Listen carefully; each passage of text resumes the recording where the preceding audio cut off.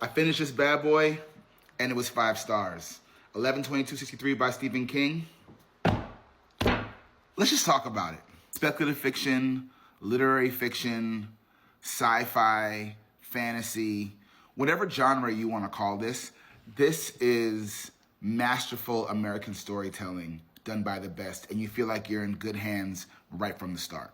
Obviously, historical fiction, this book takes a deep dive into the cause and effects of the JFK assassination in 1963 and how altering those events could possibly change the world as we know it for both the better or the worse. And it leaves you a lot to think about. One of the best epic love stories I have ever read. I came for the sci-fi. I came for the mind-altering, twisty-turny, stop and make you think nerdy shit. I did not know I was getting a romance in here as well, but there's a romance in here, one for the ages. Jake and Sadie,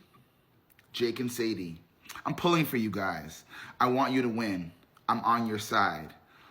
I want your love to prevail in this life and in every life.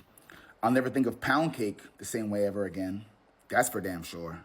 I did not know I was gonna be getting a book that was gonna have me choked up, but alas, here we are. Time travel is done so well in this book. Obviously, Stephen King is a master, but time travel is one of those things that's just not easy to get right and keep the reader engaged and understanding what the plot is doing. You never get lost in this book, and this is a big book to get lost in. There's just something about the way that Stephen King describes the time period, both the good and bad, the cost of living, the smells, the sounds, the tastes, the songs that were playing, the movies that were playing, the way people spoke, the dialect, the slang, the mentalities and the beliefs that make this era what it was. I just feel like I got a better education on this era from this fiction book than I would have gotten from many nonfiction history books. And that just says so much about making our education creative and the power of fiction. The time jumping is used as such a clever tool to show the juxtaposition between life in the 50s and 60s and life in modern times.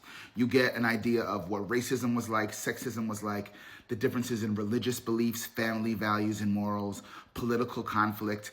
And even though there are differences, big differences, it leaves you with this big, beautiful question mark at the end of this book.